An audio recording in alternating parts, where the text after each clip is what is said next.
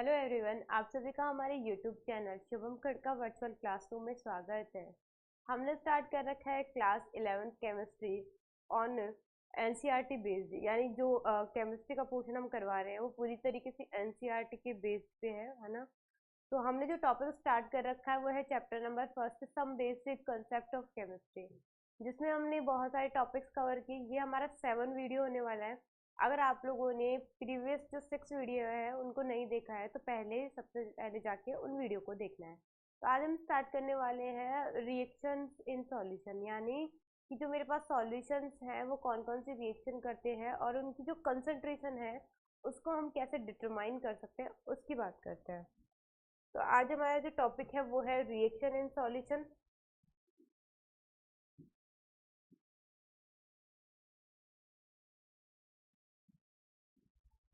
सबसे पहले बात करते हैं किसी भी सॉल्यूशन की जो कंसंट्रेशन है उसे डिटरमाइन करना है। The concentration of solution The concentration of solution or the amount of substance present in its given volume can be expressed in any of the following way। यानी अगर मेरे पास कोई सॉल्यूशन है और मुझे उसकी कंसंट्रेशन को डिटरमाइन करना है, उसके बारे में पता करना है, तो ये कुछ तरीके हैं जिससे हम ऐसा कर सकते हैं। अभी कौन कौन से तरीके हैं? तो सबसे पहला है मास परसेंटेज या फिर वेट परसेंटेज, जिसे हम क्या कहते हैं, वेट बाई वेट परसेंटेज कहेंगे। दूसरा जो है वो क्या होगा, मोल फ्रैक्शन होगा। फिर थर्ड है वो है मोलरिटी और लास्ट क्या है, मोलरिटी है। ये सारे तरीके हैं और किसी भी सॉल्यूशन की कंसंट्रेशन को डिटरमाइन करने के। आज जो हम कवर करने वाले हैं वो होंगे 2 पॉइंट। सबसे पहले मास परसेंटेज या फिर जिसे हम वेट परसेंटेज कह सकते हैं, या फिर सेकंड बात करते हैं मोल फ्रैक्शन। इन दोनों टॉपिक्स को आज की क्लास में हम क्या करेंगे, कवर करेंगे। तो स्टार्ट करते हैं फर्स्ट टॉपिक को। सबसे पहले मास परसेंटेज या फिर वेट परसेंटेज होता क्या है उसके बारे में बात करते हैं। देखिए मेरे पास कोई सॉल्यूशन है और उस सॉल्यूशन में हमने क्या किया है, जैसे सॉल्यूशन की मैं बात करूँ तो उस सॉल्यूशन में 2 चीज़ें होती हैं। यह है एक सॉल्यूशन, उसमें 2 चीज़ें होती है। उसमें होता है सबसे पहले तो सॉल्यूट और एक होता है सॉल्वेंट। सॉल्यूट और सॉल्वेंट। सॉल्यूट क्या होता है? सॉल्यूट का मतलब होता है जो स्मॉल अमाउंट में होगा वो सॉल्यूट है, और जो ज़्यादा अमाउंट में यानी बिग अमाउंट में होगा या लार्ज अमाउंट में होगा वो क्या होगा, सॉल्वेंट होगा। तो सॉल्यूशन कब बनता है? जब किसी सॉल्यूट और सॉल्वेंट को हम मिक्स करते हैं तो वो दोनों मिलके क्या बनाते हैं, सॉल्वेंट बनाते हैं, सॉरी सॉल्यूशन बनाते हैं। ठीक है। अब ये कह रहा है कि mass percentage of a solution is a way to express the concentration of a solution. It is calculate by dividing the mass of the solute by the total mass of solution. अब उसमें कौन होगा, solute भी होगा और solvent भी होगा, and multiply by 100 से मल्टीप्लाई करेंगे। This value represent the percentage of the solute mass with in the entire solution. इसका मतलब ये है कि अगर मैं फॉर्मूले की बात करूं तो यहाँ पे ऊपर क्या लिखा हुआ है, मास ऑफ सोल्यूट। अब हमें सोल्यूट का पता कैसे चलेगा? जो स्मॉल अमाउंट में होगा, कम अमाउंट में होगा, वो सोल्यूट होगा। मास ऑफ सॉल्यूशन, सॉल्यूशन में क्या होगा, सॉल्वेंट का मास भी लेंगे और सोल्यूट का मास भी लेंगे, दोनों का मास लेंगे। यानी कुल मिला के किसी भी सॉल्यूशन के अंदर जो सॉल्यूट है उसकी मास की परसेंटेज कितनी है उसी को हम क्या कहेंगे, मास परसेंटेज कहेंगे या फिर वेट बाय वेट परसेंटेज कहेंगे। ठीक है। अब करते हैं कुछ न्यूमेरिकल। सबसे पहले ये अपनी जो एनसीईआरटी बुक है उसी का एक क्वेश्चन है। चलिए, ए solution is prepared by adding 2 gram of a substance, यानी एक सॉल्यूशन है जिसको प्रिपेयर किया गया ऐड करके 2 ग्राम ऑफ सब्सटेंस ए मिलाया गया है और 18 ग्राम क्या मिलाया गया है, उसमें वाटर मिलाया गया है। Calculate the mass percentage of solute. तो हमें फॉर्मूला पता है, क्या होता है formula, weight by wait percentage किसके इक्वल होगा, मास ऑफ सोल्यूट अपॉन में मास ऑफ सॉल्यूशन इनटू 100। ये है। अब हमें एक सॉल्यूशन दे रखा है, वो है ए, ठीक है, ये है। इसमें 18 ग्राम जो ज्यादा अमाउंट में होता है वो क्या होगा, वो होगा सॉल्वेंट। और उसमें 2 ग्राम क्या किया गया है, ऐड किया गया है कोई सब्सटेंस जो है ए कम अमाउंट में, वो कौन है, 2 ग्राम सोल्यूट, ठीक है। अब फॉर्मूले में वैल्यू रखते हैं, मास ऑफ सॉल्यूट, यानी जो मास है सॉल्यूट का वो कितना है, 2 ग्राम है, ठीक है। और यहाँ पे मास ऑफ सॉल्यूशन कितना है, 2 ग्राम तो सोल्यूट है, और 18 ग्राम क्या है यहाँ पे, सॉल्वेंट है। तो दोनों को ऐड कर देंगे तो कितना होगा, 2 + 18 इंटू कितना हो जाएगा, 100। इसको सॉल्व करते हैं तो क्या होगा, 2/20 इंटू 100, 0 से 0 कैंसिल, और ये क्या जाएगा, 10%। इसका मतलब है जो सॉल्यूशन मुझे दे रखा है उसमें जो ए सब्सटेंस है उसका जो मास परसेंटेज है, यानी उसकी जो अमाउंट है वो कितनी है, यहाँ पे 10% है। ये एक छोटा सा सिंपल सा न्यूमेरिकल। नेक्स्ट बात करते हैं। नेक्स्ट है कि 6 gram of urea 6 gram of urea dissolved in 500 gram of water. Calculate the percentage by mass urea in the solution. फिर से बात करते हैं, यहाँ पे फॉर्मूला होगा W इंटू डब्ल्यू, क्या हो जाएगा, परसेंटेज किसकी, मास ऑफ सॉल्यूट, और अपॉन में हो जाएगा मास ऑफ सॉल्यूशन इंटू 100। ये हो गया, ठीक है। अब 6 ग्राम क्या है, यूरिया है, तो यहाँ पे लिखेंगे 6 ग्राम, ठीक है। और इसमें क्या है, 500 ग्राम क्या है, वाटर है, और 6 ग्राम क्या है, यूरिया है, इनटू क्या हो जाएगा, 100, ठीक है। तो वैल्यू कितनी आ जाएगी, 6/506 इंटू 100, तो कितना आ जाएगा, 600, और ये आ जाएगा 506। इसको कैलकुलेट करेंगे,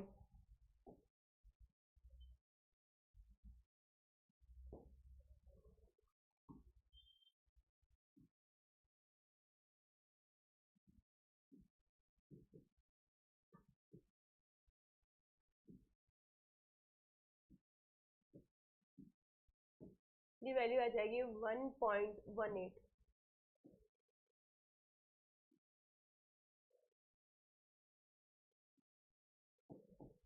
1.18 परसेंटेज है। ये किसकी परसेंटेज है, तो ये है यूरिया, ठीक है। नेक्स्ट बात करते हैं। नेक्स्ट है अगला, अब की बार क्या है, 34.2 gram of glucose is dissolve in 400 gram of water. Calculate the percentage by mass of glucose solution. फिर से बात करते हैं, फॉर्मूला होता है W इंटू डब्ल्यू, यानी W/W होगा। मास किसका लेंगे, मास ऑफ, कौन है इसमें, ग्लूकोज है, अपॉन में आ जाएगा क्या, mass of glucose plus water, यानी वाटर और ग्लूकोज का मास इनटू क्या हो जाएगा, 100। ये है फॉर्मूला। इसमें वैल्यू पुट करते हैं, वैल्यू पुट करेंगे तो क्या आ जाएगा, कितना ग्राम है, मास ऑफ जो ग्लूकोज है वो है 34.2, ठीक है।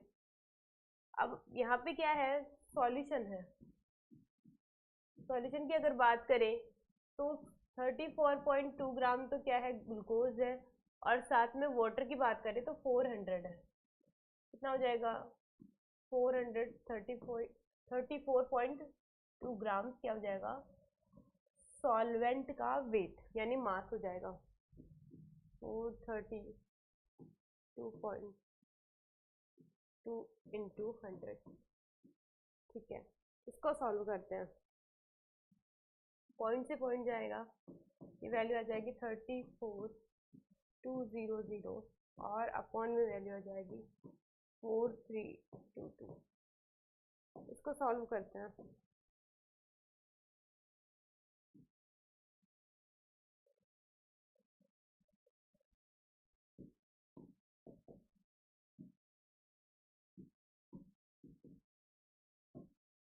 ये आ जाएगी 7.91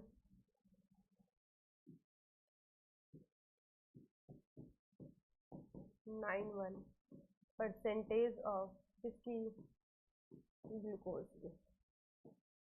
यानी अगर बात करें तो 7.9% किसकी है, ग्लूकोज की है पूरे सॉल्वेंट के अंदर, सॉल्यूशन के अंदर।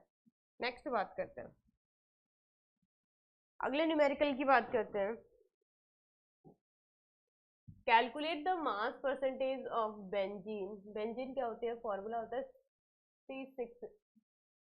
C6H6 होता है, ये है बेंजीन। एंड कार्बन टेट्राक्लोराइड ये होता है क्या, CCl4। कितना है, CCl4 आएगा।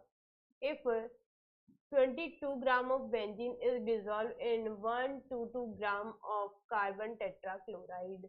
इसका मतलब है बेंजीन को डिजॉल्व किया गया है। डायग्राम से अगर समझा जाए तो ज्यादा अमाउंट में जो प्रेजेंट है वो कौन है, वो है CCl4 कार्बन टेट्राक्लोराइड है। और जो कम अमाउंट में डिजॉल्व है वो कौन है, बेंजीन। अगर इनके ग्राम की बात की जाए तो CCl4 जो है उसको दिया गया है 122 ग्राम, ठीक है। और जो बेंजीन है वो दी गई है क्या, 22 ग्राम। अब हम इसको लिखते हैं फॉर्मूले में, फॉर्मूले की बात करते हैं। तो क्या होगा, weight by weight percentage is equal to mass of benzene upon में mass of benzene plus mass of CCl4, ठीक है। सॉल्व करते हैं इसको। सबसे पहले बेंजीन का जो है वो कितना है, 22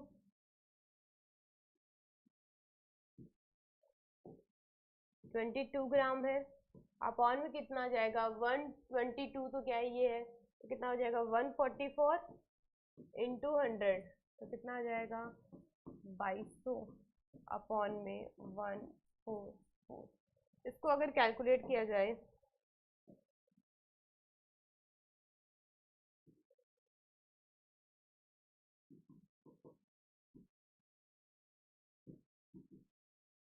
ये वैल्यू आ जाएगी 15.2।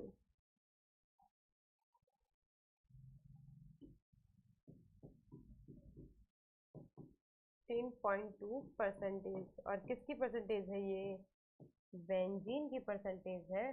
किसके सॉल्यूशन में, कार्बन टेट्राक्लोराइड के सॉल्यूशन में। ये था किसके बारे में, मास परसेंटेज के बारे में। कुल मिला के हमें ये ध्यान में रखना है कि जो सॉल्यूट है वो कम अमाउंट में होगा और सॉल्वेंट ज़्यादा अमाउंट में होगा। जब भी हम मास लेंगे सॉल्यूट का वो तो लिख ही देंगे, लेकिन जब मास सॉल्यूशन का लेंगे तो सॉल्यूट और सॉल्वेंट दोनों को ऐड करके क्या करेंगे, मास लिखेंगे सॉल्यूशन का। नेक्स्ट बात करते हैं अगले टॉपिक के बारे में, और वो है मोल फ्रैक्शन। सेकंड है, पहला टॉपिक हो चुका है मास परसेंटेज, ये है सेकंड मोल फ्रैक्शन के बारे में। Mole fraction, mole fraction represent the number of molecule of a particular compound in the mixture divided by total number of moles in the given mixture. It is the way of expressing concentration of solution. यानी क्या है यहाँ पे, ये कह रहा है एक सॉल्यूशन है और इस सॉल्यूशन में नंबर ऑफ मोल्स क्या है, Na है, मतलब 2 कंपोनेंट है, और Nb है। अब इनको जब क्या किया जाए, इस फ्रैक्शन की बात करें तो इसको जब ऐड किया जाए तो ये जो मोल्स होते हैं ना, उनका जो फ्रैक्शन आता है, मतलब मैं XA और XB की अगर बात करूँ, इनका जो फ्रैक्शन है वो कितना होगा, 1 यानी 1 के इक्वल होगा। The molar fraction can be represented by the x से रिप्रेजेंट करेंगे। If the solution consist of component A and B then the mole fraction is, क्या फॉर्मूला होगा, तो फॉर्मूला है ये।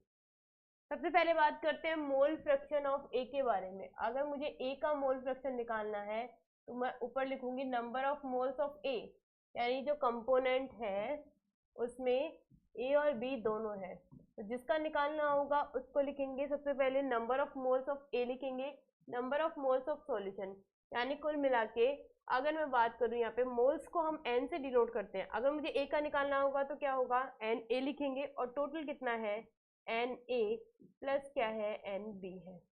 ये किसके लिए है एक्स ए के लिए है। ये किसको दिखाता है एक्स बताता है मोल फ्रैक्शन को, एन ए किसको बताएगा जो ए कंपोनेंट है उसमें नंबर ऑफ मोल्स कितने हैं वो, और इनका जो ऐड है यानी नंबर ऑफ मोल्स किसके ए के और बी के, यानी इनका जो टोटल होगा वो लिखेंगे अपॉन में।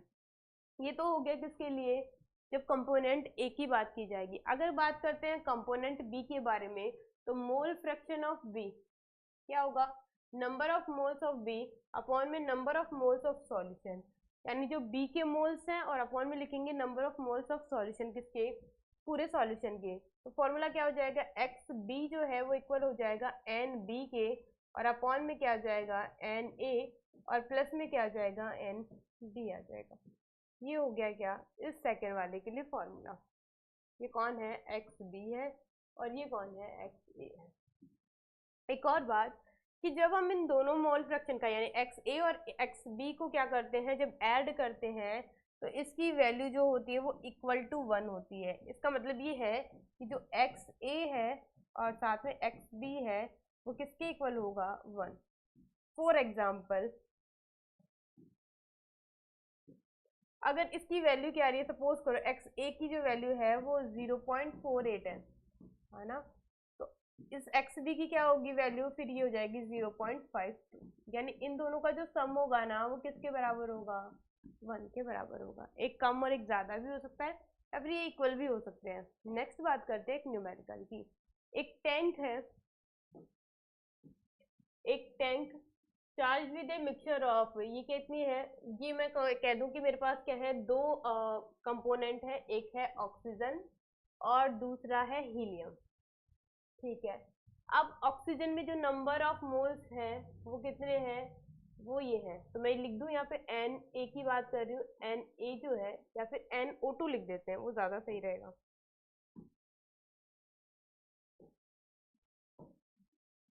NO2 कितना है 1.0 इंटू 10 की पावर 3 मोल, ये है ऑक्सीजन के लिए। और हीलियम के लिए कितना है 4.5 NHE हीलियम, इसके लिए कितना है 4.5 इंटू 10 की पावर 3 मोल, ये इसकी वैल्यू है।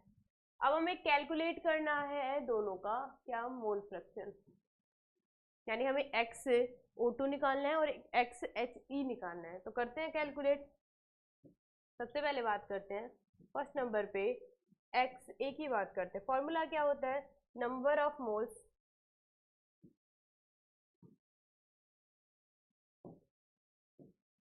O2 की बात कर लेते हैं, नंबर ऑफ मोल्स इसके O2 के अपॉन में क्या होगा नंबर ऑफ मोल्स O2 के साथ में number of moles helium gas के। इस तरीके से कैलकुलेट करेंगे तो ये वैल्यू कितनी आ जाएगी, तो वो देखते हैं। NO2 कितना है 1.0 इंटू 10 की पावर 3 है, और ये हो जाएगा कितना 1.0 इंटू 10 की पावर 3 और इंटू हो जाएगा 4.5 इंटू 10 की पावर 3। ठीक है, आगे सॉल्व करते हैं तो क्या होगा यहाँ पे 1.0 इंटू 10 की पावर 3 है, कॉमन लेंगे क्या 10 की पावर 3 तो कितना हो जाएगा यहाँ पे ये हो जाएगा 5.5 इंटू 10 की पावर 3। ठीक है, इसको जब कट करेंगे ये वाला कट हो जाएगा पूरा पोर्शन। तो अगर बात करते हैं यहाँ पे 1.55 आ जाएगी वैल्यू, या फिर इसको एक काम करते हैं इसको 1 ही रहने देते हैं, 1.0 ही है ना, इस पॉइंट को हटाएंगे तो ये 10 हो जाएगा। इसको सॉल्व करते हैं।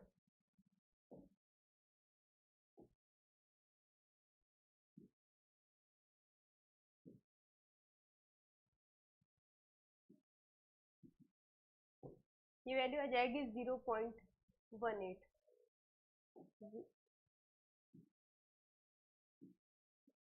0.18 क्या आ जाएगी, जो XO2 है इसका मोल फ्रैक्शन आ जाएगा। अब बात करते हैं सेकंड पे।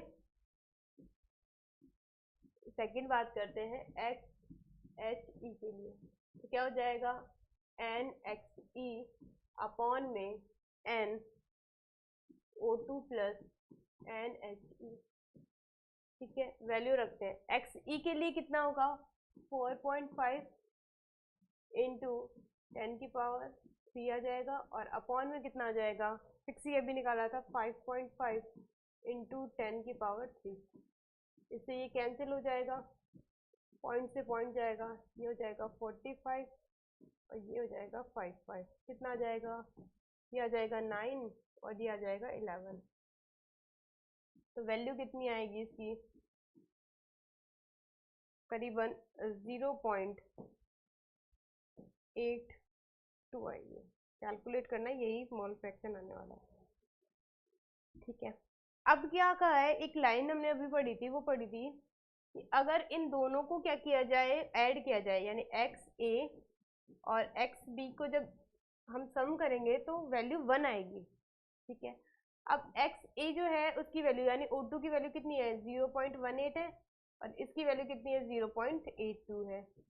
तो ये वैल्यू कितनी हो जाएगी 1 के इक्वल ही होगी। यानी मोल फ्रैक्शन का जो टोटल होता है ना हमेशा, वो कितना आता है 1, चाहे उसमें कंपोनेंट कितने भी हो, चाहे 2 कंपोनेंट हो या फिर इससे ज़्यादा कंपोनेंट होंगे, तो भी क्या होगा, जो Na या फिर मैं कह दूँ Nb, या फिर हम इसको अगर ये कहें XA या फिर XB है या फिर XC है, जो भी है, इनकी जो वैल्यू है, इनका जो सम है, वो किसके बराबर आएगा 1 के बराबर आएगा।